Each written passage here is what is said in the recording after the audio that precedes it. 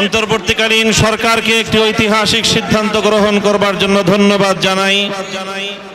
তারা বলেছেন নাকের ডগায় শত শত শহীদের লাশের গন্ধে পার হয়ে 50 বছরের সেই পুরনো কোন নিহত ব্যক্তির জন্য জাতীয় শোক দিবস পালন করার কোনো অর্থ হয় না।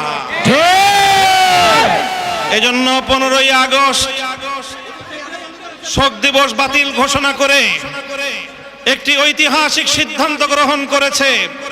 এজন্য আমি অন্তর্বর্তীকালীন সরকারকে ধন্যবাদ জানাই। এই